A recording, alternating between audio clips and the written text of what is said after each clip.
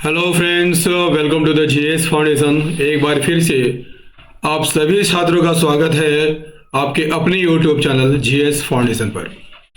दोस्तों, सबसे पहले तो मेरा आपसे ये रिक्वेस्ट है कि फटाफट से इस सेशन को आप अपने दोस्तों के साथ शेयर कर दीजिए, है ना। फटाफट से इस सेशन को आप अपने दोस्तों के साथ शेयर कर दीजिए। और यदि आप भी इस चैनल पर नए हैं तो चैनल को जरूर सब्सक्राइब कर लीजिएगा और बेल आइकन को जरूर प्रेस कर लीजिएगा। आज के सेशन में हम लोग करने वाले हैं इतिहास के क्वेश्चन, और इतिहास के क्वेश्चन में हम लोग करने वाले हैं गवर्नर जनरल या वायसराय उनका कार्यकाल से संबंधित क्वेश्चन को। और दोस्तों याद रखिएगा, ये मेरा छठा वीडियो है, ठीक है। पांचवा वीडियो आपको उपलब्ध करा चुका हूं और छठा वीडियो है गवर्नर जनरल और वायसराय का, ठीक है। तो आपसे मेरा यही रिक्वेस्ट है दोस्तों कि इस सेशन को आप एंड तक जरूर देखिएगा, है ना। वीडियो यदि अच्छी लगे तो एक लाइक अपने स्तर से अवश्य कर दीजिएगा, और यदि सेशन पसंद आए तो शेयर कर दीजिएगा। और यदि आप भी इस चैनल पर नए हैं तो चैनल को जरूर सब्सक्राइब कर लीजिएगा, ठीक है। तो चलिए यहाँ पर स्टार्ट कर लेते हैं आज के सेशन को, ठीक है।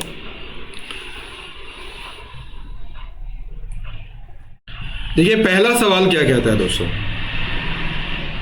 पहला सवाल,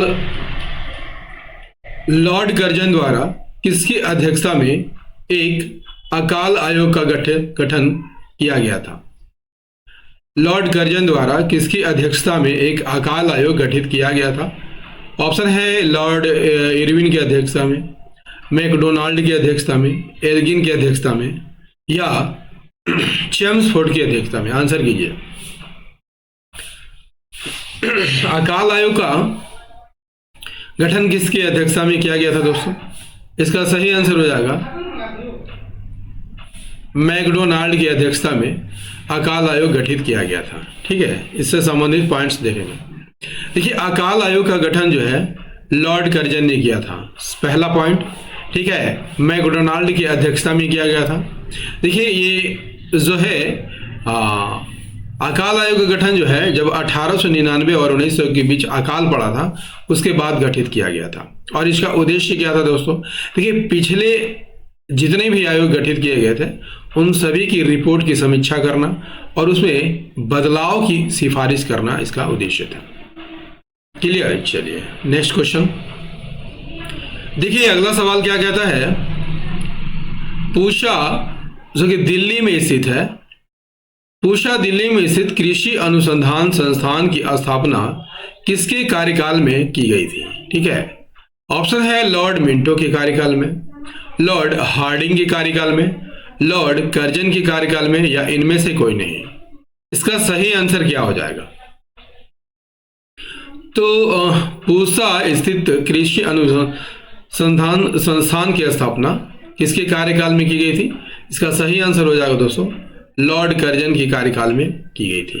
क्लियर। इससे संबंधित पॉइंट्स देखेंगे। देखिए, पूषा यानी भारतीय कृषि अनुसंधान संस्थान, पूषा की स्थापना कब हुई थी तो 1905 में हुई थी। कब हुई थी 1905 में हुई थी, ठीक है। और लॉर्ड कर्जन के समय हुई थी, लॉर्ड कर्जन के समय हुई थी। देखिए, इसका मुख्यालय पहले कहाँ था। इसका मुख्यालय पहले बिहार था, ठीक है। इसका मुख्यालय पहले कहाँ था तो इसका मुख्यालय पहले बिहार था, ठीक है। देखिए, 1934 में बिहार में एक भूकंप आया था, ठीक है। इसके परिणाम स्वरूप जो है उसी वर्ष यानी 1934 में ही इस संस्थान को कहाँ पर ले जाया गया, नई दिल्ली में हस्तांतरित कर दिया गया। क्लियर। चलिए अगले सवाल की ओर बढ़ते हैं। देखिए, अगला सवाल क्या कहता है। लॉर्ड कर्जन ने के वायसराय काल में विवाद में आए किचनर कौन थे। यहां पर किचनर की बात हो रही है, ठीक है। किचनर की बात हो रही है, ठीक है। कौन थे किचनर? कौन थे? भारतीय रेलवे विभाग के प्रमुख, ब्रिटिश सेना के प्रमुख, भारतीय राजस्व विभाग के प्रमुख, या भारतीय कृषि विभाग के प्रमुख। आंसर कीजिए। किचनर कौन थे? इसका सही आंसर हो जाएगा ऑप्शन बी, ठीक है। वे ब्रिटिश भारतीय सेना के प्रमुख थे। देखिए, लॉर्ड कर्जन के वायसराय काल में विवाद में आए किचनर जो है कौन थे? ब्रिटिश भारतीय सेना के प्रमुख थे, ठीक है, देखिए लॉर्ड कर्जन ने 1902 में किचनर को भारत का कमांडर इन चीफ नियुक्त किया था। क्लियर। किचनर ने कर्जन की देखरेख में, ठीक है, सेना में सुधार किया था। क्लियर। चलिए बढ़ते हैं अगले सवाल की ओर। अगला सवाल मेरा क्या है, काकोरी कांड किस वायसराय की काल की घटना है। देखिए काकोरी कांड जो है ना दोस्तों, परीक्षा में बार बार रिपीट किया जाने वाला प्रश्न है। लॉर्ड रीडिंग के काल में, सर जॉन मैकफर्सन की काल में, लॉर्ड कर्नवालिस की काल में, या सर जॉन सॉर की काल में। तो काकोरी कांड की यहां पर बात कर लिया जाए दोस्तों, तो ये कब हुआ था, लॉर्ड रीडिंग के कार्यकाल में हुआ था। क्लियर। देखिए काकोरी डकैती कांड जो है, लखनऊ के पास एक गांव था, उसका नाम क्या था, काकोरी। ठीक है, कब हुआ था, 9 अगस्त 1925 को। एक ट्रेन डकैती था दोस्तों, ठीक है, ट्रेन रोबरी था, ठीक है, ट्रेन रोबरी, ठीक है। इसमें जो भाग लिए थे हिंदुस्तान रिपब्लिक एसोसिएशन के क्रांतिकारियों ने इसमें भाग लिया था। ठीक है, देखिए डकैती की योजना किसने बनाई थी, राम प्रसाद बिस्मिल में और अशफाकुल्ला खान ने मिलकर बनाई थी। लेकिन इसमें भाग लेने वालों की संख्या कितनी थी, तो भाग लेने वालों की संख्या यहाँ पर 10 थी। देखिए इन दोनों के अलावा राजेंद्र लाहिड़ी, चंद्रशेखर आजाद, सचिंद्र बख्शी, केशव चक्रवर्ती, मनमनाथ गुप्ता, मुकुंदी लाल, मुरारी लाल गुप्ता और बनवारी लाल ने इसे अंजाम दिया था। क्लियर। देखिए इंपॉर्टेंट फैक्ट है दोस्तों, एक कलम कॉपी लीजिएगा और सभी को आप नोट कर लीजिएगा तो अच्छा रहेगा एग्जाम में आपके। 1 नवंबर 1858 को महारानी विक्टोरिया का घोषणा पत्र इलाहाबाद में किसने पढ़कर सुनाया था, आंसर कीजिए। महारानी विक्टोरिया का घोषणा पत्र इलाहाबाद में किसने पढ़कर सुनाया था, इसका सही आंसर हो जाएगा लॉर्ड कैनिंग ने सुनाया था। ठीक है, और याद रखिएगा 1857 का विद्रोह जो है, 1857 का विद्रोह जो है लॉर्ड कैनिंग के ही कार्यकाल में की गई थी। देखिए 1 नवंबर 1858 इस डेट को आप याद रखिएगा दोस्तों। महारानी विक्टोरिया का घोषणा पत्र इलाहाबाद में पढ़कर किसने सुनाया था, लॉर्ड कैनिंग ने सुनाया था। क्लियर। देखिए इस घोषणा पत्र को भारतीय स्वतंत्रता का मैग्ना कार्टा कहा जाता है। क्या कहा जाता है, मैग्ना कार्टा कहा जाता है। क्यों कहा जाता है, क्योंकि इस घोषणा पत्र के जरिए ईस्ट इंडिया कंपनी से सत्ता हस्तांतरित होकर कहाँ चली गई थी, ब्रिटिश हुकूमत के अधीन चली गई थी। ठीक है, चलिए अगला सवाल देखिए दोस्तों। मेरा कंटेंट लिखा हुआ क्यों रहता है, लिखा हुआ इसलिए मैं लाता हूं दोस्तों क्योंकि इससे जो है बहुत ही कम समय में शासन को कंप्लीट कर लिया जाता है। ठीक है, देखिए पब्लिक वर्क्स डिपार्टमेंट यानी पीडब्ल्यूडी, ठीक है, पीडब्ल्यूडी को 1845 से 55 के दौरान स्वरूप देने वाले गवर्नर कौन थे, पब्लिक वर्क्स डिपार्टमेंट कौन थे दोस्तों, सही आंसर हो जाएगा लॉर्ड डलहौजी थे। कौन थे, लॉर्ड डलहौजी थे। देखिए पीडब्ल्यूडी यानी लोक निर्माण विभाग की स्थापना किसके कार्यकाल में हुई थी, लॉर्ड डलहौजी के कार्यकाल में की गई थी। इनका कार्यकाल 1848 से 1856 तक था। मल्टीपल बार पढ़ा चुका हूं दोस्तों। देखिए उन्होंने रेलगाड़ी, टेलीग्राफ, डाक सेवा की शुरुआत भी की थी। क्लियर। देखिए कुशासन के आधार पर, ठीक है, हड़प नीति तो उसने चालू किया था दोस्तों, हड़प नीति। ठीक है, और हड़प नीति के तहत सतारा को सबसे पहले मिलाया गया था 1848 में। ठीक है, तो अवध को कैसे मिलाया गया था, यदि आपसे प्रश्न पूछ लिया जाए तो वाजिद अली शाह पर कुशासन का आरोप लगाते हुए अवध पर कब्जा किया गया था। ठीक है, देखिए डॉक्ट्रिन ऑफ लैप्स यानी हड़प नीति, इसमें क्या होता था दोस्तों, गोद लेने वाले राजा को, ठीक है, जब किसी राजा का पुत्र नहीं होता था तो गोद लेता था, उस प्रथा को समाप्त करके उसके सारे जायदाद को हड़प लिया जाता था, उसी को बोला जाता है डॉक्ट्रिन ऑफ लैप्स। ठीक है, और इसने इसे डलहौजी ने स्टार्ट किया था। देखिए अगला सवाल क्या कहता है, सर जॉन सॉर ने देशी रियासतों के प्रति किस प्रकार की नीति अपनाई थी? हड़प नीति तो डलहौजी ने अपनाई थी।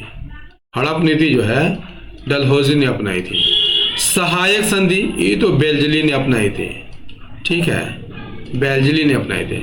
और सर जॉन सॉर ने अहस्तक्षेप की नीति अपनाई थी। ऑप्शन सी सही आंसर हो जाएगा। क्लियर? देखिए, सर जॉन सॉर ने अहस्तक्षेप की नीति अपनाई थी। इसके समय में ब्रिटिश संसद ने 1793 का चार्टर एक्ट पारित किया था। और याद रखिएगा दोस्तों, इसी के शासनकाल में निजाम और मराठों के बीच, ठीक है, खुर्दा का युद्ध हुआ था। खुर्दा का युद्ध कब हुआ था दोस्तों? ठीक है, 1759 में हुआ था। ठीक है, नेक्स्ट है, भूमि व्यवस्था के अंतर्गत रैयतवाड़ी व्यवस्था को हेस्टिंग्स के समय में किसने बंबई में लागू किया था? ठीक है, पहले तो जान लीजिए दोस्तों कि रैयतवाड़ी व्यवस्था किसने शुरू की थी। तो याद रखिएगा, थॉमस मुनरो ने शुरू की थी। थॉमस मुनरो ने शुरू की थी। कहां पर? मद्रास में की थी। ठीक है, लेकिन बंबई में किसने की थी? तो बंबई में एलिफिंस्टन ने की थी। Option A is the correct answer. देखिए, रैयतवाड़ी व्यवस्था को बंबई में एलिफिंस्टन ने कब लागू किया था? तो 1825 में लागू किया था। कब किया था? 1825 में लागू किया था। और ये भूमि राजस्व की एक सिस्टम थी, प्रणाली थी। ठीक है, इस व्यवस्था में सरकार और किसानों के बीच सीधा समझौता किया गया था। ठीक है, रैयतवाड़ी व्यवस्था को बता चुका हूं दोस्तों। मुनरो प्रणाली या रैयतवाड़ी बंदोबस्त के नाम से जाना जाता है। मुनरो प्रणाली क्यों कहा जाता है?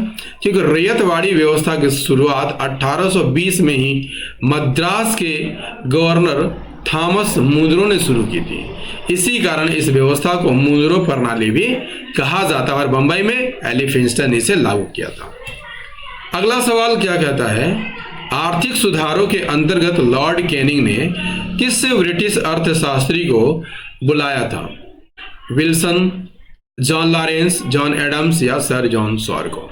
इसका सही आंसर हो जाएगा विल्सन को बुलाया गया था। अर्थशास्त्री सुधारों के आर्थिक सुधारों के अंतर्गत कैनिंग ने ब्रिटिश अर्थशास्त्री विल्सन को बुलाया था और 500 से अधिक आय पर आयकर लगाया था। ठीक है, देखिए, भारतीय दंड संहिता की स्थापना यदि आपसे पूछ लिया जाए कब की गई थी? 1861 में की गई थी। किसके समय में की गई थी? लॉर्ड कैनिंग के समय में की गई थी। किसके समय में की गई थी? लॉर्ड कैनिंग के समय में की गई थी। और 1857 का विद्रोह भी लॉर्ड कैनिंग के समय ही हुआ था। नेक्स्ट है, वर्नाक्यूलर प्रेस एक्ट 1878 किस वायसराय के काल में लाया गया था? ठीक है, तो ये लाया गया था दोस्तों लॉर्ड लिटन के कार्यकाल में लाया गया था। लॉर्ड लिटन के कार्यकाल में लाया गया था। और इस एक्ट के जरिए भारतीय समाचार पत्रों पर क्या लगा दिया था? प्रतिबंध लगा दिया गया था। ठीक है, इसका सही आंसर हो जाएगा दोस्तों option D is the correct answer. Lord Lytton के काल में। वर्नाक्यूलर प्रेस एक्ट कब लाया गया था? 1878 में लाया गया। लिटन के कार्यकाल में लाया गया था। ठीक है, लिटन के कार्यकाल की बात कर लिया जाए, इसका कार्यकाल 1876 से 1880 तक था। और इस अधिनियम के अंतर्गत बता चुका हूं दोस्तों, ठीक है, स्थानीय प्रेस को ब्रिटिश नीतियों की आलोचना करने से रोकना था। यानी भारतीय प्रेस पर प्रतिबंध लगा दिया गया था। किस लिए? ताकि वे ब्रिटिश की आलोचना न कर सके। देखिए, इस अधिनियम के अंतर्गत मजिस्ट्रेट का फैसला अंतिम होता था और किसी भी अदालत में अपील नहीं की जा सकती थी। क्लियर है? चलिए नेक्स्ट है, अगला सवाल काफी इंपॉर्टेंट है। भारत को तलवार के बल पर विजित किया गया है और तलवार के बल पर ही इसकी रक्षा की जाएगी। किस वायसराय का कथन है? वेंटिक का, मेटकॉफ का, एल्गिन द्वितीय के या जॉन लॉरेंस का? आंसर कीजिए। इसका सही आंसर हो जाएगा दोस्तों, एक कथन जो है लॉर्ड एल्गिन द्वितीय का है। एल्गिन द्वितीय भारत के वायसराय कब से कब तक थे? 1894 से 1899 तक। 1894 से 1899 जो है एल्गिन सेकेंड जो है भारत के वायसराय थे। एल्गिन की समाधि कहाँ है? तो याद रखिएगा धर्मशाला में है। ठीक है, नेक्स्ट है लॉर्ड मिंटो द्वितीय के काल में कौन सी लीग का गठन हुआ था? तो लीग तो एक ही है दोस्तों, मुस्लिम लीग। गद्दर पार्टी का स्थापना किसने की थी? तो 1913 में लाला हरदयाल ने की थी। लाला हरदयाल ने की थी। कांग्रेस पार्टी की स्थापना 28 दिसंबर 1885 में हुई थी। एओ हुम ने इसकी स्थापना की थी। ठीक है, और इसके पहले अध्यक्ष कौन थे? व्योमेश चंद्र बनर्जी थे। ठीक है, तो लॉर्ड मिंटो द्वितीय के काल में कौन सी लीग का गठन हुआ? तो ऑप्शन बी सही आंसर होगा, मुस्लिम लीग का गठन हुआ था। अखिल भारतीय मुस्लिम लीग की स्थापना किसके द्वारा की गई थी? नवाब सलीमुल्लाह खां, आगा खां और नवाब मोहसिन उल मुल्क के द्वारा की गई थी। कब की गई थी? 30 दिसंबर 1906 को। 30 दिसंबर 1906 को इसकी स्थापना की गई थी। कहाँ पर? ढाका में की गई थी। उद्देश्य क्या था? भारतीय मुस्लिमों के अधिकारों की रक्षा करना। देखिए अगला सवाल क्या कहता है? द्वितीय गोलमेज सम्मेलन के आयोजन के समय भारत में किस वायसराय का शासन था? द्वितीय गोलमेज सम्मेलन सही आंसर हो जाएगा लॉर्ड वेलिंगटन का शासन था। ठीक है, देखिए द्वितीय गोलमेज सम्मेलन के समय भारत के वायसराय कौन थे? लॉर्ड वेलिंगटन थे। ठीक है, यह सम्मेलन जो है सितंबर से दिसंबर 1931 के बीच लंदन में आयोजित किया गया था। ठीक है, 1935 में गवर्नमेंट ऑफ इंडिया एक्ट पारित किया गया। 1935 में ही वर्मा को भारत से अलग कर दिया गया था। दोस्तों कमेंट करके बताइएगा तीनों गोलमेज सम्मेलनों में भाग लेने वाले कौन थे? ठीक है, नेक्स्ट है भारत सरकार अधिनियम 1935 का ढांचा तैयार करने में किस वायसराय ने महत्वपूर्ण भूमिका निभाई थी? डफरिन ने, माउंटबेटन ने, जॉन लॉरेंस ने या लिनलिथगो ने? का सही आंसर हो जाएगा ऑप्शन डी, लिनलिथगो ने 1935 के भारत सरकार अधिनियम बनाने में काफ़ी महत्वपूर्ण भूमिका अदा की थी। देखिए भारत सरकार अधिनियम 1935 को लागू करने में लिनलिथगो की अहम भूमिका थी। दोस्तों ब्रिटिश संसद द्वारा कब पारित किया गया था? 1 अप्रैल 1937 को। ठीक है, देखिए नेक्स्ट है अपने पुत्र के स्थान पर दूसरे उत्तराधिकारी को गोद लेने के अधिकार को पुनः किसने स्थापित किया? तो 1818 की सामग्री की घोषणा ने। ठीक है दोस्तों जेटेट ठीक है एग्जाम के लिए मैं लगातार जो है आपके लिए सेशन ला रहा हूं इतिहास के, और 1 to 5 और 6 to 8 के लिए हिस्ट्री की क्लास ला रहा हूं। दोस्तों सेशन कैसा लगा कमेंट करके जरूर बताइएगा। यदि सेशन पसंद आया हो तो एक लाइक कर दीजिएगा, अपने दोस्तों के साथ इसे शेयर कीजिएगा, और यदि आप भी इस चैनल पर नए हैं तो चैनल को जरूर सब्सक्राइब कर लीजिएगा। दोस्तों बेल आइकन को प्रेस कर लीजिएगा। मिलते हैं अगले सेशन में, तब तक के लिए जय हिंद, धन्यवाद।